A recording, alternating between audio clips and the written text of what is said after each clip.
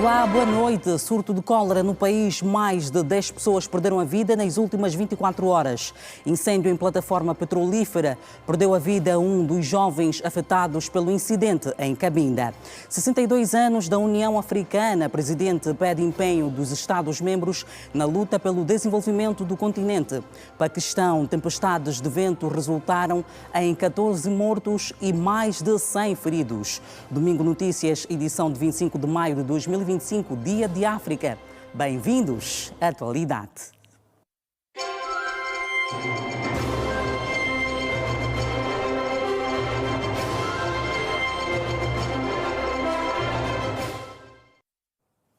Saudações renovadas. Morreu um dos jovens afetados pelo incêndio que deflagrou no passado dia 20 do corrente mês na plataforma petrolífera BBLT em Cabinda. Em nota, o Ministério dos Recursos Minerais, Petróleo e Gás e a Agência Nacional de Petróleo, Gás e Biocombustíveis, assim como a operadora, endereçam à família, colegas e amigos da vítima profundos sentimentos de pesar pela perda. O incêndio, que foi seguido de explosão, resultou na altura em 17 feridos e um desaparecido.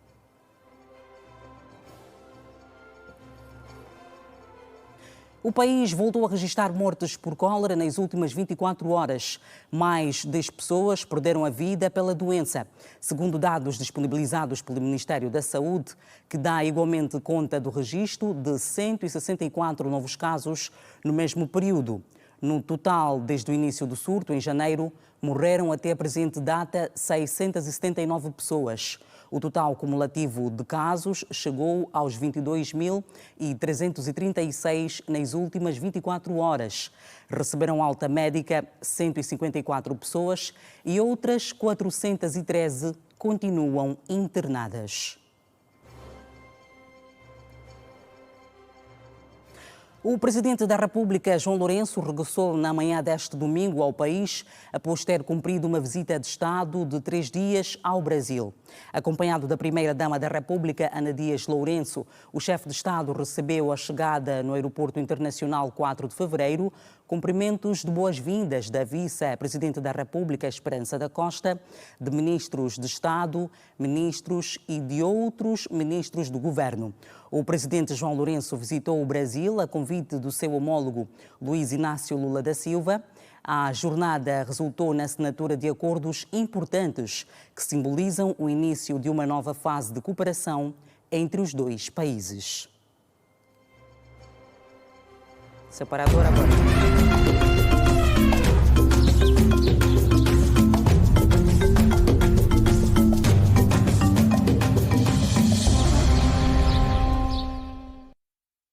E no Dia da África, em que a sua organização completa 62 anos, o presidente da União Africana pediu o empenho de todos os Estados-membros da organização para a edificação de uma África com valores, realizações e conquistas em que todos possam se rever.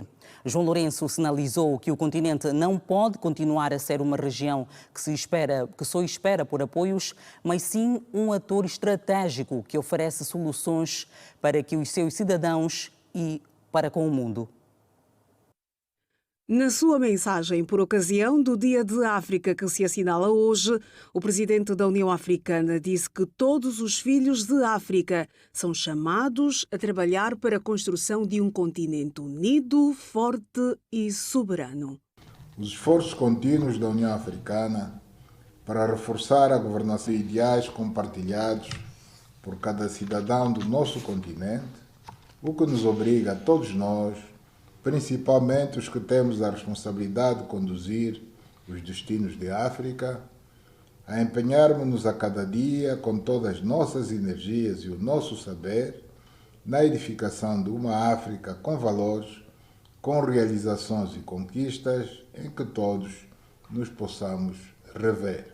A África se debate com vários problemas que ensombram o seu progresso e ofuscam o seu potencial. Uma realidade que preocupa todos os países do continente. A questão da paz e da segurança, pois registramos com preocupação que muitas regiões do continente continuam a viver situações de instabilidade devido ao terrorismo transnacional e ao extremismo violento, aos conflitos armados e às tensões intercomunitárias, entre outros fenómenos nefastos. Estamos particularmente preocupados com as pessoas que vivem em zonas de conflito, frequentemente forçadas a fugir das suas casas, tornando-se em deslocados internos ou refugiados em países vizinhos e a quem é negado a vida com um futuro seguro. Apesar do contexto vigente, o presidente pro-tempore da União Africana assegura que se mantém uma fé inabalável no futuro de África, sinalizando que a esperança do continente está na sua juventude, que constitui um capital único. Todas as nossas esperanças numa África cada vez mais capaz de responder às necessidades dos seus povos, de resolver os problemas essenciais e criar condições de vida prósperas, provém do facto de possuirmos uma imensa população jovem, que compõe um capital humano único, capaz de inovar, de transformar as economias locais e ajudar o nosso continente e a humanidade a enfrentar os grandes desafios do século XXI. Para João Lourenço, o continente não pode continuar a ser uma região que sempre espera por apoios, mas sim um ator estratégico que oferece soluções para os seus cidadãos e para o mundo. Para a mudança deste quadro, vários programas foram gizados este ano. Optamos por pôr em marcha iniciativas no âmbito da Zona de Comércio Livre Continental Africana, a realização de uma grande conferência sobre infraestruturas como fator de desenvolvimento em África e outras que contribuam para a dinamização de políticas de desenvolvimento do nosso continente. A África não quer continuar a ser apenas um continente à espera de apoio, mas sim um ator estratégico em construção que oferece soluções para si próprio e para o mundo. O 25 de maio, data que marca a criação da Organização da Unidade Africana, hoje União Africana, recorda a luta pela independência do continente africano, contra a colonização europeia e contra o regime do apartheid. Data esta que também simboliza o desejo de um continente mais unido, organizado, desenvolvido e livre.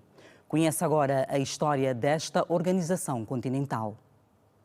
A União Africana é uma organização internacional que reúne 55 países com o objetivo de promover a integração, a paz, a segurança e o desenvolvimento no continente. Com sede em Addis Abeba, Etiópia, o bloco foi fundado a 26 de maio de 2001, mas o seu lançamento aconteceu apenas a 9 de julho de 2002 em Durban, África do Sul, sucedendo à OUA, Organização da Unidade Africana, criada em 1963. Thabo Mbeki, então estadista sul-africano, foi o primeiro presidente da organização, que hoje tem na liderança Angola, que pela primeira vez ocupa o cargo desde janeiro deste ano. A organização tem como principais órgãos a Assembleia da União Africana, o Conselho Executivo e a Comissão. Este último é o secretariado da organização, realiza as atividades diárias da OUA e tem na presidência o djiboutiano Hamoud Ali Youssouf. A Comissão é o órgão executivo da União Africana responsável por implementar as decisões da Assembleia e do Conselho Executivo. Conta com 6 comissários nomeados em fevereiro, 4 dos quais tomaram posse em março último, nomeadamente Moses Vilakate de Eswatini, Comissário para Agricultura, Desenvolvimento Rural, Economia Azul e Meio Ambiente Sustentável; o nigeriano Bakole Adeoye, Comissário para os Assuntos Políticos, Paz e Segurança; Lerato Matabog, da África do Sul, Comissária para Infraestrutura e Energia; e Agadez Ama Tuamoa, Comissária para Saúde, Assuntos Humanitários e Desenvolvimento Social. A lista fica completa com os comissários para o desenvolvimento económico, comércio, turismo, indústria e mineração e para educação, ciência, tecnologia e inovação.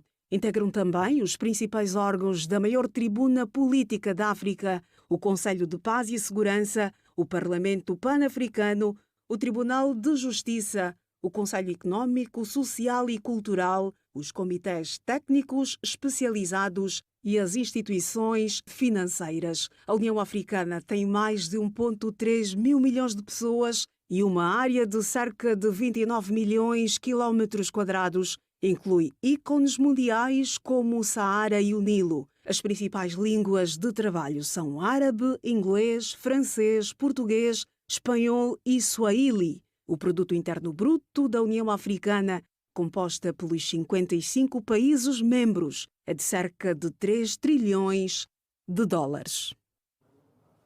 Angola pretende se posicionar como pioneiro na construção de transporte e conectividade em África. Esta é uma das prioridades da presidência angolana na organização continental. No discurso de aceitação, a quando da sua eleição para a presidência pro tempore da União Africana, o chefe de Estado angolano, João Lourenço, afirmou que as linhas estratégicas da presidência de Angola estão alinhadas em termos gerais com as ações prioritárias definidas a nível continental no âmbito da aceleração do segundo plano decenal de implementação da Agenda 2063, correspondente ao período de 2024-2033, centradas nas infraestruturas de transporte e conectividade, energia e recursos naturais, paz e segurança, agricultura e economia azul, integração continental e zona de comércio livre, educação e capacitação e ainda parcerias estratégicas. A presidência de Angola, na maior tribuna política do continente, criada em 1963 como Organização de Unidade Africana,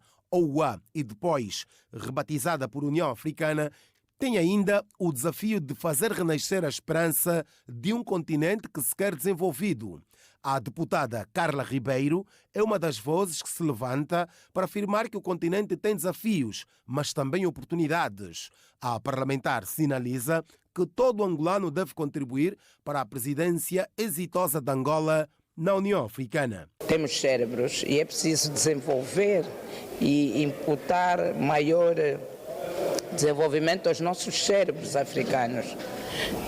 Deve saber que o conhecimento, o desenvolvimento começou no Egito, e o Egito é uma nação africana.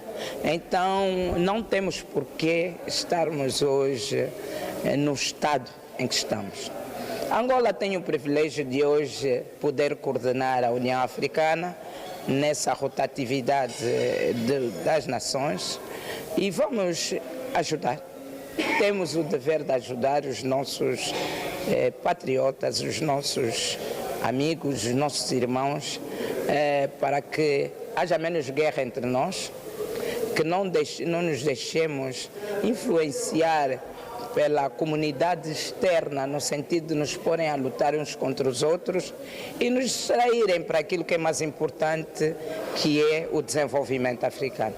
Da lista dos desafios figura a questão da paz e segurança, por se tratar de um dos principais pressupostos para a materialização das aspirações contidas na Agenda 2063 da União Africana, em especial o programa que estabelece o silenciar das armas até 2030. Durante o seu mandato na União Africana, Angola deverá também desenhar medidas que visam aproximar a diáspora africana com o continente.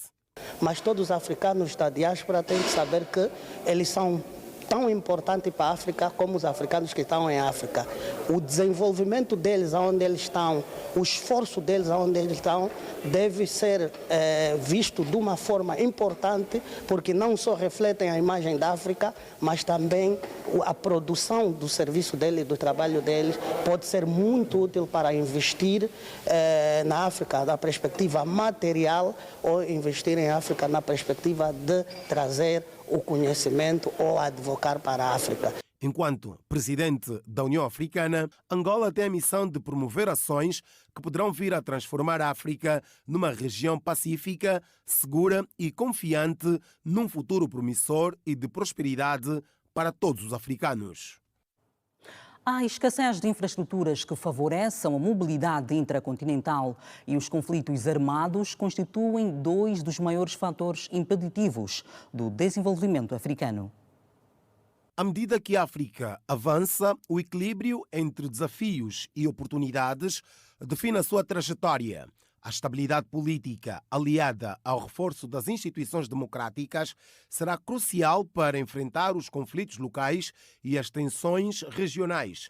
Em termos de vantagem comparativa quanto aos outros continentes, a África tem uma população jovem, mas que quase não tem oportunidades. O continente tem assistido à realização de eleições periodicamente, mas, por outro lado, os golpes de Estado teimam em fazer parte da história do conhecido berço da humanidade.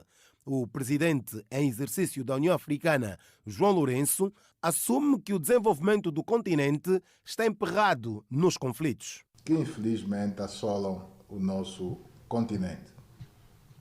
É por isso que defendemos o respeito pelos princípios da solidariedade, da cooperação e do respeito mútuo, para que possamos continuar a construir uma África mais integrada, onde as fronteiras se tornem pontes e não barreiras. Reavivemos hoje e sempre o objetivo de todos os filhos da África que tombaram na luta pela realização do sonho de um futuro em que cada país africano disponha dos meios necessários para satisfazer as necessidades dos seus cidadãos, recorrendo principalmente aos seus próprios recursos e talentos. Honrar a visão destes heróis deve-se traduzir no investimento na educação, na boa governação, no reforço da integração econômica e no apoio às gerações mais jovens na sua aspiração a um futuro mais digno. No campo econômico, a diversificação e a integração comercial apresentam uma oportunidade com crescimento desde que os países consigam superar os entraves logísticos e atrair investimentos estratégicos. Em África, a mobilidade constitui um verdadeiro empecilho para o crescimento. De infraestruturas essenciais ao desenvolvimento, como estradas, caminhos de ferro, portos, aeroportos, fontes de produção e transportação de energia e, consequentemente, uma muito baixa taxa de industrialização dos países, a dependência de economias pouco diversificadas e os efeitos das mudanças climáticas como obstáculos à consecução de uma prosperidade sustentável no nosso continente. Acresce aos factos que referi a dívida crescente de certos países e a sua vulnerabilidade aos choques externos, as crises sanitárias ou as perturbações econômicas mundiais, que no seu conjunto acentuam as desigualdades e a fragilidade social. Temos hoje a noção clara de que estes desafios exigem respostas concertadas, instituições fortes e uma vontade política renovada, em consonância com as aspirações dos povos do nosso continente. A adaptação às mudanças climáticas e o avanço tecnológico são outros fatores determinantes para o desenvolvimento sustentável da África. Com uma abordagem colaborativa entre governos, o setor privado e a sociedade civil, num continente que tem o potencial de consolidar o seu papel como motor mundial de inovação e crescimento. Em entrevista exclusiva à Rede Girassol, a antiga comissária da União Africana, Josefa Sacou, falou dos desafios que as nações ainda têm pela frente e do seu contributo nas organizações continentais que trabalhou. A engenheira agrónoma Josefa Lionel Correia Sacou foi a primeira mulher no continente africano a ocupar o cargo máximo na Organização Interafricana do Café, a OIAC, que tem sede em Abidjan. Com 3 mandatos consecutivos na organização, completou 13 anos na liderança à frente do órgão, tempo suficiente para mostrar trabalho e ser reconhecida pelos seus pares, e com isso teve vitória garantida na sua eleição ao cargo de comissária da União Africana em 2017, ocupando inicialmente a pasta da Agricultura e Economia Rural. Depois da sua reeleição, outras tarefas lhe foram acrescidas, passando a responder também pelo desenvolvimento rural, economia azul e ambiente sustentável. A engenheira agrónoma defende que há necessidade urgente da mecanização do trabalho no campo para melhorar as condições de quem produz, sobretudo de mulheres. O compromisso foi assumido pelos líderes africanos, mas a implementação da medida de mecanizar o trabalho do campo ainda não se faz sentir. Uma iniciativa que foi adotada pelos chefes de Estados em 2015, na Cimeira da União Africana em Joanesburgo. Portanto, é uma iniciativa que temos que implementar, porque quando os chefes de Estado adoptam uma decisão, essa decisão tem que ser transformada em estratégia, em programa, em projeto, depois vamos domesticar isso a nível nacional. Portanto, estamos a trabalhar nesse sentido. De acordo com a engenheira agrónoma, muitos fatores contribuíram para o retardar do continente em atingir a segurança alimentar. E é tempo para fazer mais e mostrar melhor, priorizando o setor-chave. Eu, como agrónoma, olho em 3 prioridades. Educação, a saúde e a agricultura devem ser os setores prioritários.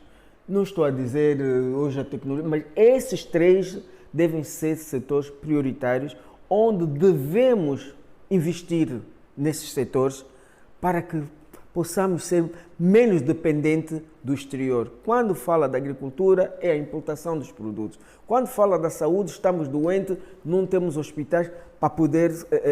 Quando falamos da educação, também o nosso sistema de educação em África está muito débil. Então, são 3 setores que eu acredito, se houver mesmo investimento nesses 3 setores, vamos acabar com a fome, vamos acabar com a pobreza. Porque a agricultura, aqui em Angola, por exemplo, 40% de trabalho vem da parte da agricultura. Portanto, é um setor bastante importante e é um setor também que devemos dar a oportunidade. A educação, sem educação, não temos desenvolvimento, então também temos que olhar e principalmente a saúde. E nós hoje estamos a olhar a agricultura, mas a segurança agrícola e nutricional. Nomeada em março deste ano para o cargo de embaixadora extraordinária e plenipotenciária de Angola na Itália, responde também pelas representações diplomáticas de Angola em Malta, Albânia, Chipre, Grécia e na FAO. Josefa Sacco está entre as personalidades condecoradas no âmbito dos 50 anos da independência nacional. Filha de um antigo combatente, diplomata e nacionalista angolano, mostra-se satisfeita pelo reconhecimento do seu país. As lágrimas me caíram. Senti-me muito, muito orgulhoso disso. Pelo menos o meu país reconhece o esforço do meu trabalho, o esforço do meu empenho. E para mim foi mesmo, e aproveito essa antena, agradeço muito, muito, muito Sua Excelência, o Presidente da República e o Executivo todo que apostaram em mim, tiveram tempo de ver o que eu sou e o que agora o mérito. Académicos africanos defendem que as soluções para os desafios do continente devem surgir das próprias realidades culturais, com base no poder tradicional e na inclusão das comunidades. Na reportagem a seguir, ouvimos a visão dos africanos sobre o continente, o desenvolvimento, resolução de conflitos e a fuga de cérebros. O debate, que contou com a presença de académicos, pesquisadores e pan-africanistas, serviu para uma reflexão profunda sobre os desafios atuais da África e as vias para um desenvolvimento sustentável. Em entrevista, o político e sociólogo Lucas Ngonda apontou as dívidas econômicas pós-guerra como um dos principais entraves ao desenvolvimento do continente. Porém, apontou que uma das soluções seria desenvolver políticas regionais sólidas que impulsionem o renascimento africano. A nossa África, até hoje, não conseguimos circular dentro do nosso próprio continente. Como é que nós podemos avançar? A circulação de pessoas e bens traz o desenvolvimento.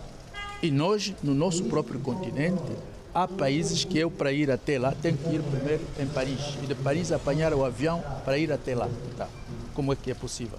Isto não é possível para o desenvolvimento. Temos que acabar com isso.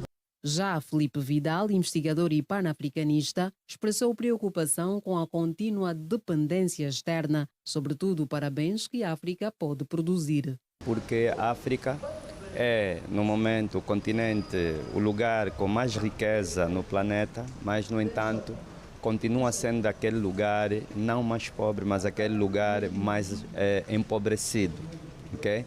Porque existem políticas endógenas e exógenas, não é? Algum colaboracionismo de algumas elites no continente, aliadas ao velho sistema de dominação ocidental, que até hoje coloca a África no ponto em que está, em que não consegue fazer andar com as suas próprias pernas, em que depende completamente até de vacinas, até de arroz e às vezes até importa tomate para colocar nos seus próprios países, não é? Alguns países, casos como alguns países que eu conheço em que a rede de água, por exemplo, precisa de apoio de franceses para poder funcionar. Não é possível isso, não é aceitável. Oswaldo Mboco, especialista em relações internacionais, destacou que a instabilidade e a insegurança regional continuam a atrasar o progresso do continente. Porque sem esses elementos estarem equacionados, dificilmente vamos falar de progresso, de desenvolvimento, de circulação e intercâmbio, quer cultural, científico, entre os próprios africanos. No entanto, o especialista acredita que também uma das soluções está em duas frentes fundamentais: educação e segurança alimentar. Um aspecto que eu tenho estado a defender é que não existe qualquer necessidade que a África passe por uma crise alimentar, porque a África é um dos continentes com as terras mais aráveis a nível do mundo, tem uma riqueza hídrica bastante assinalável, tem um solo, já falamos do solo, mas tem um clima bom para se cultivar, então nós temos que refletir para onde vai a África. Os especialistas foram unânimes ao afirmar que a aceitabilidade e o respeito internacional do continente só serão conquistados com investimentos sérios em infraestrutura e industrialização. Para eles, não basta o discurso, é preciso ação, visão, estratégia e, sobretudo, compromisso coletivo com soluções sustentáveis criadas dentro do próprio continente. Vamos à nossa análise e hoje especialmente a olhar para o Dia de África, o 25 de maio, que se assinala os 62 anos desde que foi fundada a sua organização. Recebo para este momento João Gonçalves e Faustino Henriques. Aos dois, boa noite, bem-vindos. Boa noite, obrigado pelo convite. Boa noite, caros telespectadores do Girassol. Muito bem. Começo mesmo por si, João Gonçalves. O continente é assolado por vários problemas que desafiam nações e governos, mas o que se questiona mesmo é a capacidade de África para resolver os conflitos, já que em muitos casos é sempre necessário ter a mediação de outros países, mesmo de outros continentes. João Gonçalves, este cenário é normal? O que tem estado a faltar para que a África resolva efetivamente estes conflitos por via do diálogo? Por via do diálogo é um pouco complicado, mas as causas são várias. Por exemplo, a própria incapacidade da União Africana, porque a União Africana, os inputs que a União Africana tem, não são capazes de dirimir crises dentro do próprio continente. Por exemplo, a Comissão de Paz e Segurança não praticamente consegue fazer nada e também não temos um contingente capaz de intervir em crises como do Sudão e do leste do Congo. E também muitas dessas crises são alimentadas a partir de fora. São crises alimentadas a partir de fora por interesses óbvios, né? A neocolonização da África, por causa das riquezas também. É isso que faz com que essas crises continuem assim. São na sua maioria, aquilo que se chama conflitos híbridos. Você se vê o conflito na República Democrática do Congo, vê atrás do Ruanda Alguém está. Aliás, houve um momento em que o presidente da Polônia chegou ali, sem mais nem que disse que se o Ruanda fosse atacado, a Polônia daria armas. Se você vai no Sudão, você vai ver uma amálgama de países que estão a apoiar os dois lados. Posso citar aqui mesmo os Estados Unidos, a Rússia, Israel, o Egito, os Emirados Árabes Unidos, o Catar, cada um, a Arábia Saudita. Quer dizer, são crises que são incitados a partir de fora, mas com o objetivo de mesmo se acaparar dos minérios, que já estão em voga agora, né? No Sudão é mais ouro, e o porto do Sudão, e outro porto de Omdurman, porque por lá passa o Mar Vermelho, onde também transita a maior quantidade de petróleo do mundo. E no Congo são os minérios. Muito bem. João Faustino Henriques, já se pode considerar que atualmente a África tem registrado progressos no uso dos seus próprios mecanismos de paz? De alguma maneira, sim. Não é? Veja que grande parte dos conflitos africanos são mais de natureza intra-estado e intraestatais do que propriamente interestatais, não é? A conflitualidade militar em África decorre mais de problemas internos dos Estados do que propriamente de guerra entre os Estados. Os processos de mediação conhecem vitórias e reveses, altos e baixos, mas temos de também convergir na ideia de que só com o diálogo e concertação é que vai ser possível resolver os conflitos aqui em África, independentemente da mediação, muitas das vezes resultar de fora, não é? É lamentável que os países africanos não estejam, em alguns casos, a forjar soluções endógenas e tenhamos que partir muitas das vezes com soluções de mediação que vêm de fora do continente, mas todo tipo de mediação, desde que incida na resolução do conflito, é sempre bem-vinda, não é? Então, o importante é que comecemos a aprender com os nossos próprios erros, comecemos a primar mais pelo diálogo e concertação para resolver problemas dos conflitos e instabilidade em África, não é? Uhum. A fome e a pobreza são das grandes lutas que o continente ainda enfrenta. 20,4%, segundo o relatório das Nações Unidas, é o número de pessoas que passam fome em África. João Gonçalves, a insegurança alimentar tem sido uma grande preocupação que afeta 58% da população num continente considerado rico. Como entender este contraste? É um continente não rico, potencialmente rico. É assim, eu penso que também nesse campo os Estados e a União Africana devem pensar o que é prioritário na amálgama de decisões que tomam. O que é prioritário? Por exemplo, a agricultura é um ponto muito importante para acabar com a fome. Mas para acabar com a fome também tem que haver recursos humanos com capacidade. Então, devemos trabalhar muito na formação do homem, principalmente da juventude. O tempo da agricultura rudimentar passou, mas pode-se trabalhar na agricultura familiar e depois ir progredindo para a agricultura intensiva. Mas isso requer formação. Sem formação não vamos mesmo fazer nada. Se nós levarmos tudo de uma vez, e isso já se viu, várias decisões se foram tomando desde 1964, a primeira cimeira da OA no Egito, até praticamente 2024. Muitas das decisões que foram tomadas ficaram mesmo por aí. Então, o que é que nós queremos? O que nós queremos é desenvolvermos a agricultura, e quando queremos desenvolver a agricultura, vamos desenvolver a saúde para dar a força ao homem de trabalhar, e depois vamos desenvolver ao mesmo tempo a educação.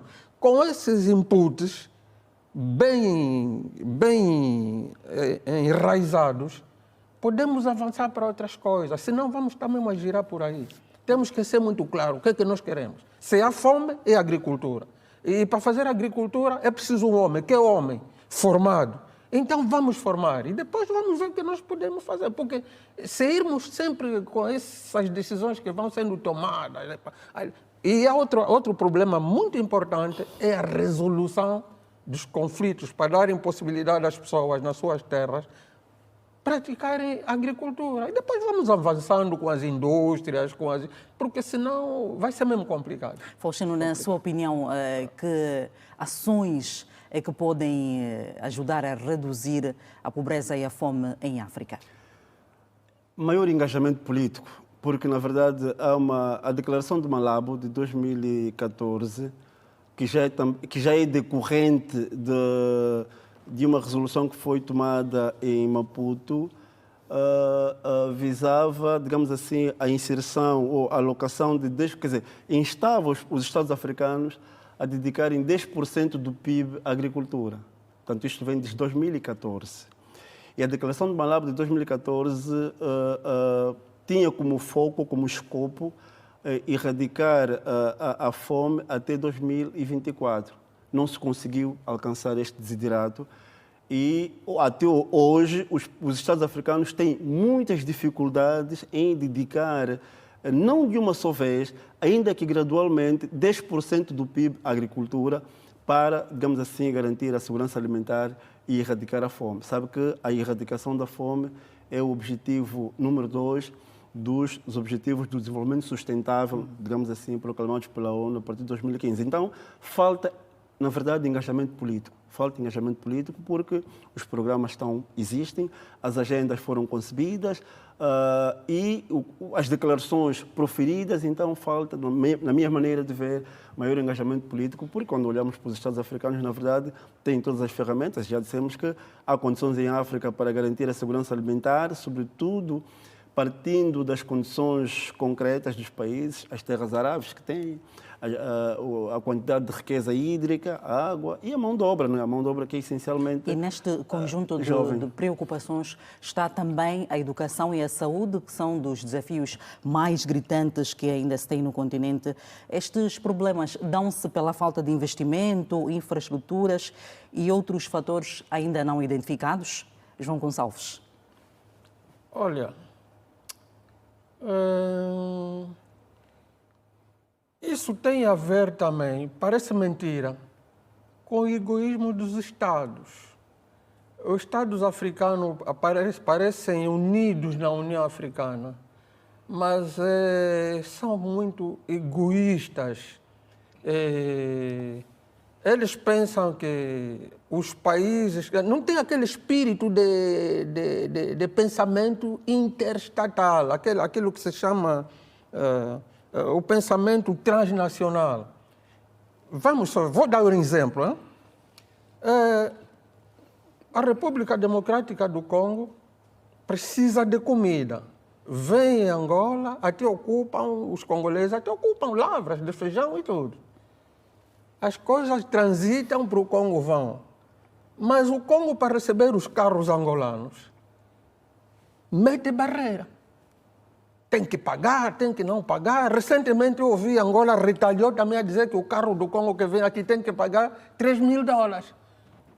Se já estamos na Africana, estamos a pensar na integração, estamos a pensar em distribuição da riqueza no continente. Mas há países que pensam que ele é suficiente, ou talvez esse ele vai comer vai buscar a minha comida. Por exemplo, o caso também da Namíbia. Pelo menos aqui ainda se vê aquele sinal de integração. A fuba de milho que está na Namíbia, que Angola não tem, pode-se buscar. Já não é o caso do Congo. As pessoas pensam que se eu abrir a porta para Angola, ele vai vir varrer toda a minha comida aqui, o macaiabo, ok? E Angola também, ao ver isso, limita-se. Quer dizer, também é um espírito de egoísmo ainda que existe, muito espírito de egoísmo também, que tem a ver com manipulações. Eu vou lhe citar um caso, que tem a ver mesmo com a agricultura. Se a África do Sul, Angola e o Congo tivessem construído a barragem Inga 3, aquilo acabaria com as áreas desérticas de Angola, da Namíbia, da África do Sul. Mas eu vi, a dado momento, o Congo já não queria mais que Angola e África do Sul construísse a barragem de Inga. Sabe o que aconteceu? Angola foi construir a sua barragem de Lauca. E o Congo tem problemas de energia, não obstante o grande rio. Houve lá uma agitação. Faustino, vamos olhar agora para a questão aqui da saúde. A grande preocupação consiste nas endemias que afetam o continente e há aqui uma dificuldade em que se tem para se controlar estas endemias que afetam aqui a região africana. Como é que olha para a questão dos esforços que têm sido feitos para se dar resposta a essas endemias que afetam aqui o nosso continente? Bom, os esforços são positivos, mas estão aquém do desejável, não é? Estão aquém do desejável. Deve haver maior concertação dos países africanos, deve haver maior troca de informação e maior engajamento com as farmacêuticas que, na verdade, já desempenham um papel fundamental na criação de vacinas e outros antídotos para determinadas endemias, não é? Há um grande esforço da parte do CDC, que é o Departamento da União Africana ligado às endemias e epidemias no continente, mas, na verdade, falta, digamos assim, maior concertação, maior coordenação ao nível da União Africana para lidar com determinadas questões relacionadas com as endemias, embora também não há dúvidas de que o grande problema passa, sobretudo, pelos investimentos ao nível da saúde, saneamento.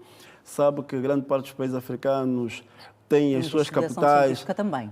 Investigação científica, exato, e que é das áreas subfinanciadas ao nível dos Estados africanos, não é?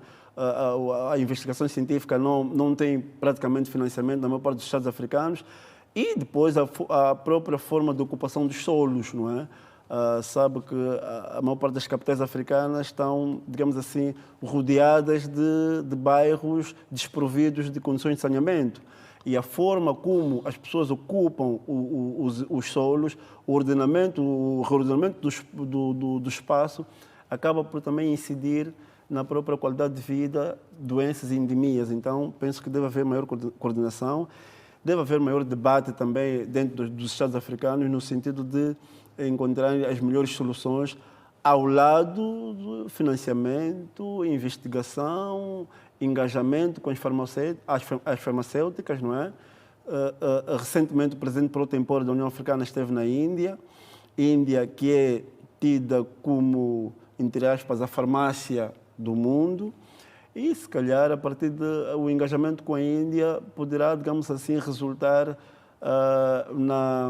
na transferência de tecnologia ao nível das farmacêuticas para a África, de maneiras a lidarmos com aquelas doenças que são cíclicas em África, como o ébola, o Marburg, e mesmo até doenças de base, como a cólera e outras, não é? Muito bem, já mesmo para fechar este painel, em 30 segundos, João Gonçalves, como é que olha para a chegada inconstitucional ao poder aqui no nosso contexto africano? Não, a União Africana baniu a tomada de poder pela força. Durante o tempo da OA, os golpes eram mesmo dirigidos contra os presidentes panafricanistas, né?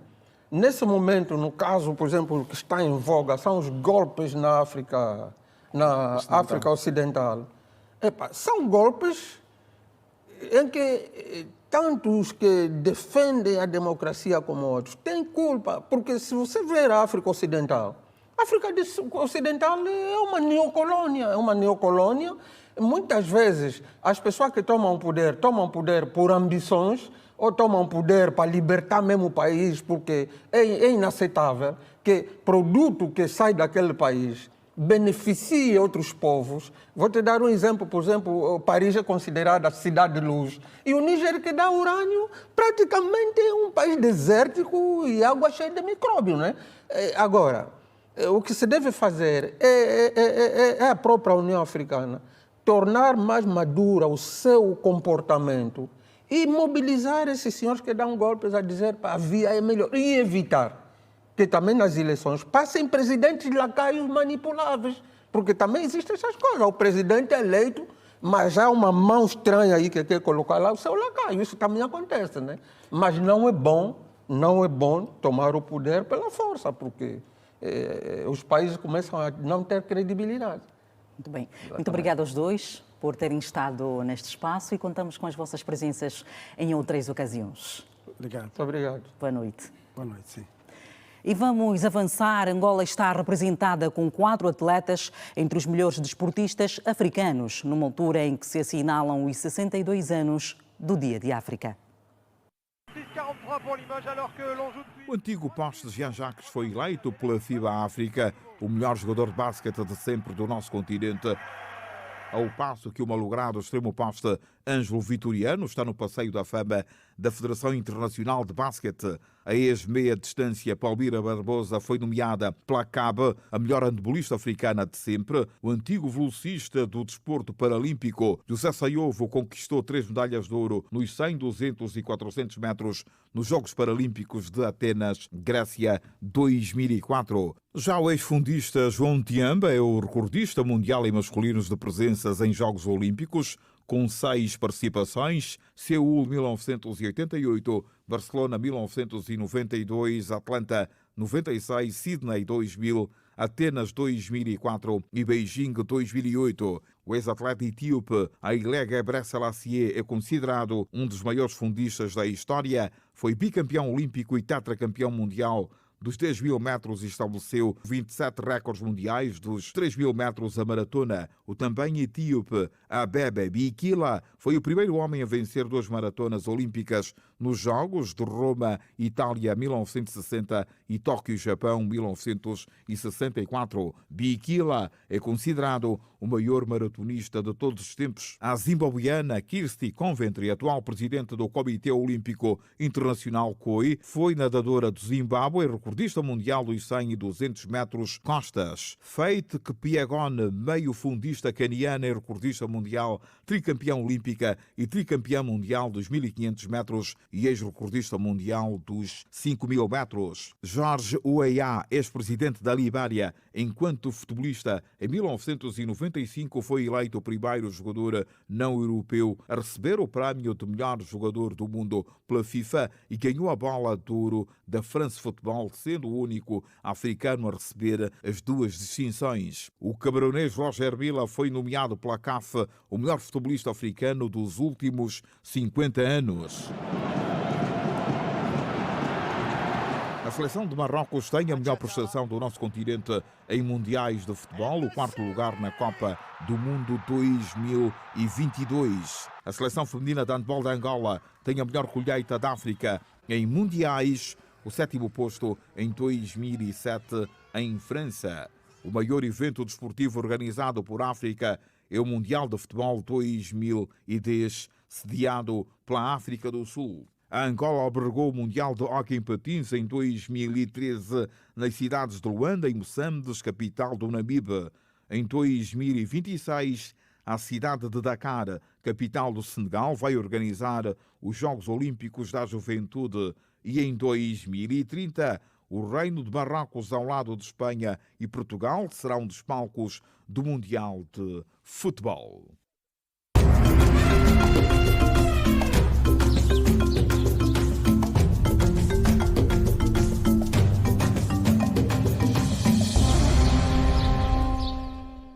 Veja a seguir no próximo bloco todas as emoções desportivas dentro e fora de Angola e ainda a análise dos temas que marcam a atualidade no desporto. O Domingo Notícias volta daqui a pouco. Até já.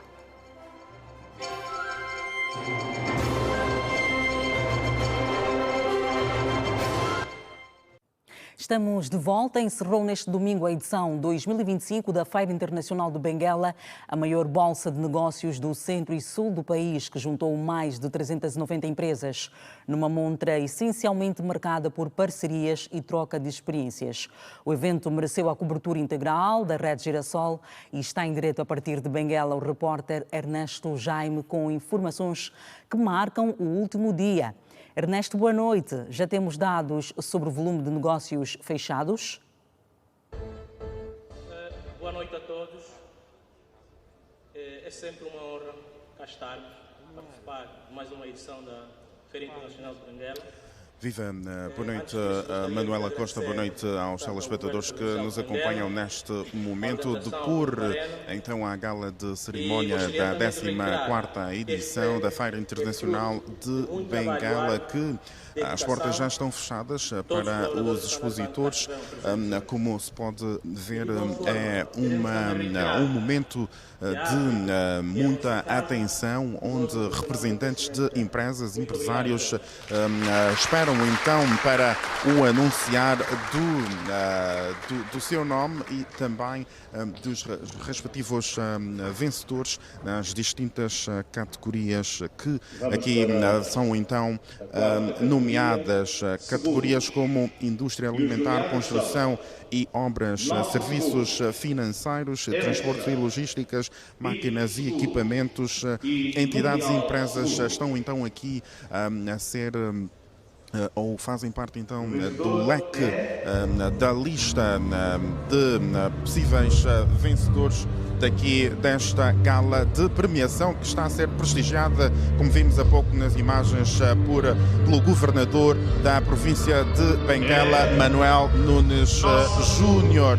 É importante frisar aqui que foram ao longo de 5 dias que expositores de diferentes áreas, como telecomunicações, banca e também tecnologias, agricultura, estiveram aqui ao longo destes 5 dias a exporem então os seus produtos e serviços. Foi também um momento de networking, momento de criar parcerias que futuramente poderão então galvanizar o setor económico e também as diferentes empresas que estiveram aqui representadas. Até o momento, sabe-se que esta mesma Feira Internacional de Bengala já gerou 311 postos de trabalhos indiretos ou temporários, se preferir. Daí então também por parte dos expositores darem uma nota positiva desta mesma 14ª edição da Feira Internacional de Bengala. Balanço positivo é que se faz, tal como referiu há instantes Bruno Albernaz, que é então o presidente da empresa ou da instituição organizadora desta mesma feira. Nós vamos continuar aqui nesta gala de premiação para poder então acompanhar os restantes vencedores das diferentes categorias que aqui vão então subir neste palco, passar aqui nesta sala de conferências onde então decorre a conferência, ou seja, a gala de premiação das distintas empresas que tiveram destaque ao longo desta 14ª edição da Feira Internacional de Bengala, que encerra hoje. As imagens são de Swami, ou de Miguel Swami, assim está correto. Ernesto Jaime, boa noite. Boa noite, Ernesto Jaime. Obrigada por estas informações a partir de Benguela, onde acontece a FIB. Vamos avançar para outras matérias da atualidade. 8 mil milhões de kwanzas é o valor que a Associação Nacional de Empresas de Transporte Rodoviário de Passageiros, Transcol, necessita para fazer face aos problemas da classe e para dar resposta ao plano emergencial do setor intraurbano, que carece de mais aumento de autocarros. A informação foi avançada pelo presidente da Transcol no final da cerimónia de tomada de posse do novo corpo diretivo. Os atuais desafios do setor dos transportes rodoviários de passageiros passam essencialmente pelo aumento de autocarros e pela recuperação da malha rodoviária, que contribui negativamente para a degradação acelerada dos meios. De acordo com o presidente reeleito da Transcol, Carlos Carneiro, a classe precisa, neste momento, de 8 mil milhões de kwanzas para fazer face aos desafios financeiros e responder às necessidades de aumento da frota. A Transcol tem estado a trabalhar na perspectiva do aumento da quantidade de autocarros para o setor interurbano da província de Luanda, principalmente onde atua. E nesse contexto, nós Atualmente, pelos problemas que estamos a viver, nós, há coisa de 3 semanas, sensivelmente, fizemos reunião com a Agência Nacional do Transporte Terrestre, onde nós expusemos a nossa situação relativamente ao pedido de um plano emergencial, onde nós estávamos a falar em cerca de 8 mil milhões de kwanzas em termos de recuperação financeira para dar o impacto econômico às empresas, na perspectiva exatamente de nós aumentarmos a quantidade de autocarros que se necessita na malha urbana de Luanda. Ao falar no final da cerimónia de tomada de posse para mais um mandato de 2 anos à frente da Transcol, Carlos Carneiro sinalizou a necessidade das autoridades do setor reforçarem a fiscalização por causa do aumento de autocarros descaracterizados e que prestam o serviço de forma irregular. Existem outros aspectos, principalmente a questão que tem a ver com a fiscalização relativamente ao transporte de irregular de passageiros. Okay, que é feito por carros descaracterizados, sem terem, portanto, qualquer valor comercial, que não pagam imposto ao Estado. A Transcol paga desde o primeiro ao último imposto. Então, a Transcol sente-se responsável por esta situação porque deve não só pedir ao Estado e aos órgãos do Estado que intervenham nesta situação, principalmente para diminuir a quantidade de viaturas que têm estado a fazer o trabalho do transporte público. E o representante da Agência Nacional dos Transportes Terrestres, afeto ao Ministério dos Transportes, Isidino Almeida, reafirmou o compromisso do reforço do diálogo entre as partes para a eficiência da mobilidade da população e o desenvolvimento do país. E a NTT reafirma o compromisso com o diálogo e a parceria para o fortalecimento do setor rodoviário e queremos que a Transcol ajude a garantir um transporte mais eficiente, seguro e acessível e desejamos muito sucesso nesta nova etapa. A Associação Nacional das Empresas de Transportes Rodoviários de Passageiros, Transcol, que existe desde 2006, tem como principal linha de atuação impulsionar a mobilidade sustentável de pessoas, apoiando os interesses e direitos de seus associados. A Diocese de Viana celebrou hoje o jubileu de Dom Joaquim Ferreira Lopes, com mensagem de esperança. A celebração em culto de ação de graças assinala a trajetória do bispo católico. São 50 anos como operário do Senhor. Dom Joaquim Ferreira Lopes atravessou fronteiras, anunciando Jesus Cristo a todos os povos. Em Angola, no ano de 1973, com 22 anos. E depois passei o resto da vida, após o sacerdócio, na área do Roge e a Renda, 30 anos, antes da independência, em tempo ainda colonial, e depois, com o processo que se desencadeou após a proclamação da independência e o nascimento da Angola Nova, com tudo aquilo que vivemos até hoje. Portanto, sou uma testemunha ocular e uma testemunha vivencial de todas as fases deste país, inclusivamente aquela mais dura, que foi a colonial, que felizmente só vivi nela praticamente 2 anos. Com mensagem de esperança aos fiéis católicos e à sociedade em geral, Dom Joaquim Ferreira Lopes, nomeado como primeiro bispo da Diocese do Dundo e igualmente da Diocese de Viana, realçou que a caminhada sacerdotal contou com 31 anos como padre e 19 como bispo, tendo afirmado que, apesar de ser de nacionalidade portuguesa, considera-se como um filho de Angola. Fui sacerdote, foi aqui, não foi lá. E lá nada me prende, portanto, enquanto eu tiver que estar lá por motivos de cirurgias cardiológicas, mas logo que elas terminem eu voltarei porque eu não me sinto bem fora daqui. Que todos os angolanos tenham esperança num futuro melhor, porque ele vai chegar e assim todos juntos constituiremos um grande país no concerto das outras nações. Entre cargos e formações sempre refletiu o cumprimento com a formação espiritual e intelectual e pronto para ouvir o próximo. É um filho português, de nacionalidade, mas que tem Angola no coração. parte da sua vida, toda a sua juventude foi cá em Angola. É uma inspiração para muitos jovens que querem abraçar tanto a vida sacerdotal como a vida religiosa. Porque não é fácil nos dias de hoje falar-se de celebração de 50 anos de vida sacerdotal. Quando o senhor Dom Joaquim chega à Diocese de Viana, só tínhamos 7 paróquias e ele deixou 21 paróquias e 2 santuários.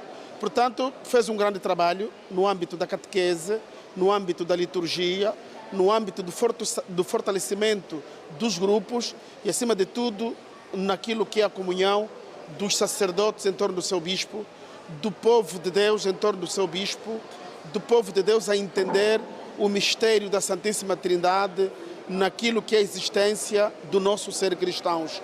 A Santa Missa, em ação de graças ao jubileu de 50 anos de ordenação sacerdotal de Dom Joaquim Ferreira Lopes, contou com a participação de sacerdotes, religiosos e religiosas e vários devotos, com cânticos e orações como ato de gratidão pelo seu ministério sacerdotal em Angola desde 1973. Daqui a pouco, chuvas no Paquistão fazem 14 mortos e mais de 100 feridos. É para ver depois do intervalo, voltamos em minutos. Até já.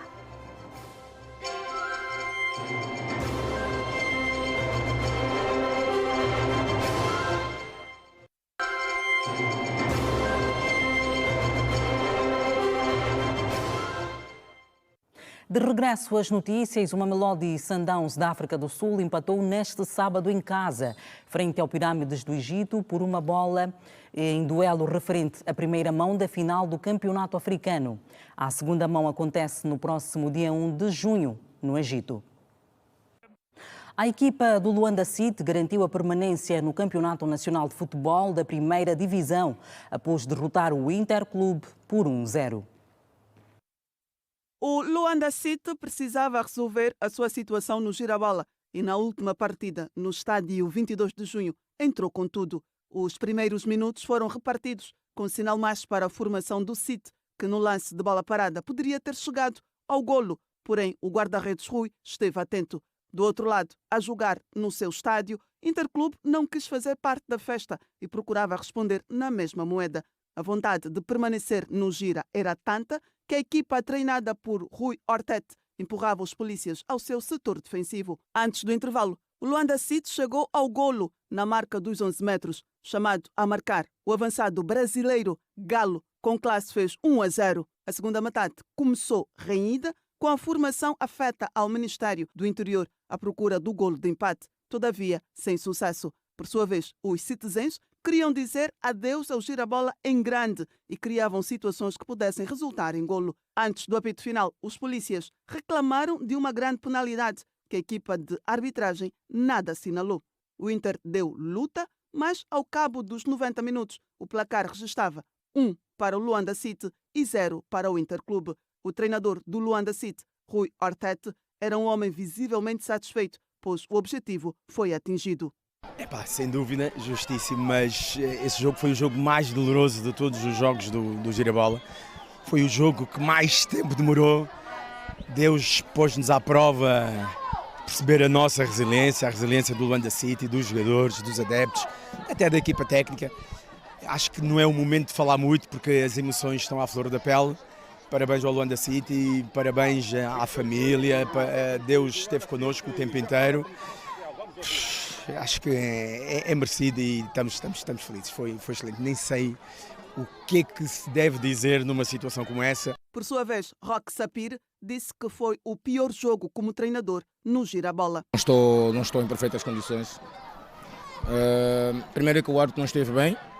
Parabéns Luanda City por permanecer. Mas foi o pior jogo que eu fiz na minha carreira enquanto treinador. Não percebi nada, não consigo fazer análise do jogo. Simplesmente isso. Vim aqui por respeito a vocês, mas não estou em condições de falar. Feitas as contas, o Luanda City, com 28 pontos conquistados, garante passe para o Girabola, edição 2025-2026. E para comentar sobre o desporto, está connosco Aniceto Moquinto. Aniceto, boa noite e bem-vindo. Boa noite, Manuela. Boa noite, a si, telespectador. Aniceto, começamos por olhar para os resultados desta edição 2024-2025 de Girabola, que terminou com o Luanda City na permanência por enquanto. Carmona, Isaac de Benguela e o Santa Rita dizem adeus à mais fina flor do futebol nacional. Que análise é que faz destes jogos? É verdade, encerraram hoje as cortinas sobre a edição 47, por sinal, uma edição do Girabola sorteada aqui na rede Girassol, onde acabamos por fazer história. Encerram hoje as cortinas com este desfecho do Luanda City estreante, garantir no último jogo a permanência. E vimos o seu técnico sem palavras para poder explicar. De facto, foi um jogo exaustivo, do primeiro até o último minuto. Garantir 3 pontos diante do Interclube, que está tão bem, não foi fácil, mas foi importante garantir a manutenção. Infelizmente, Santa Rita, Isaac de Benguela não tiveram a mesma sorte. A Santa Rita venceu, mas foi uma vitória com um sabor agridoce. Venceu, mas acabou por ser despromovido. O Isaac não teve a mesma sorte, perdeu diante do São Salvador e com isso foi relegado à segunda divisão. Penso que houveram vários aspectos que concorreram para que essas equipas deixassem de divisão, desde a própria organização, questões financeiras, enfim, essa coisa toda pesou sobre essas equipas e acabaram, infelizmente, por deixar da divisão. E no campeonato africano, o Mamelodi Sundowns empatou com o Pirâmides do Egito. Que balanço é que faz desta partida e o que se esperar para a segunda volta? Olha, esperava-se mais um pouco do Mamelodi Sundowns a jogar em casa. Julgávamos nós que era importante tentar garantir um resultado que lhe permitisse, no jogo da segunda mão, ir de forma mais confortada, mas infelizmente nunca ir já do pano dos 90 minutos, acabou por sofrer aquele golo do empate que de alguma forma acabou por complicar a eliminatória. Sei que este Mamelodi Sundowns tem argumentos para ir contrapor no Egito, mas diante daquele público que puxa pela sua equipa do primeiro ao último minuto e outras situações extras que nós sabemos no futebol africano, podem condicionar esse Mamelodi Sundowns a não ser campeão nesta época desportiva, mas continuem aberta a eliminatória, mantendo 50-50 de percentagem para qualquer uma das equipas. Muito bem, certo. Obrigada por estes minutos. Obrigado. E até à próxima. Estamos juntos, Manuel. E mais desporto, você vai poder conferir amanhã a partir das 13 horas no Desporto na rede de todas as incidências. Por enquanto, avançamos com a atualidade fora de portas. Bombardeamentos israelitas mataram pelo menos 58 palestinianos na faixa de Gaza desde sábado. No Paquistão, tempestades de ventos destrutivas resultaram em 14 mortos e mais de 100 feridos. Veja no Compacto Internacional. Pelo menos 14 pessoas morreram e mais de 100 ficaram feridas devido a tempestades de vento destrutivas que varreram o centro e o norte do Paquistão neste sábado. Após uma intensa vaga de calor, informaram as autoridades locais. Ventos fortes e trovoadas varreram as províncias de Punjab Oriental, bem como a capital Islamabad, arrancando árvores e derrubando postes de eletricidade. Embora a maioria das mortes tenha sido causada pelo desabamento de paredes e telhados, pelo menos 2 pessoas também morreram depois de terem sido atingidas por painéis solares, arrancados por rajadas de vento. Os bombardeamentos israelitas mataram pelo menos 58 palestinianos na faixa de Gaza desde sábado, revelaram fontes do Ministério da Saúde do governo do Hamas. Nas últimas 24 horas, contabilizaram-se 38 mortos e 204 feridos nos hospitais da faixa de Gaza, informou o Ministério da Saúde palestiniano na sua contagem diária, número a que há que somar outros 20 mortos. Hoje, entre eles, pelo menos 2 crianças. Pelo menos 14 pessoas ficaram feridas neste domingo depois de terem sido abarroadas numa corrida de carros no aeródromo de Krosno, na Polónia. O acidente ocorreu por volta das 12 horas e 30 minutos locais durante uma corrida de 400 metros. O condutor terá perdido o controle do veículo. Cerca de 10 ambulâncias acorreram ao local, assim como um helicóptero do Hospital de Cracóvia para prestar socorro. A atualidade internacional a fechar esta edição especial do Domingo Notícias. Já sabe que para nós é sempre um prazer imenso ter a sua companhia. Uma ótima semana para você. Boa noite. Fique em paz.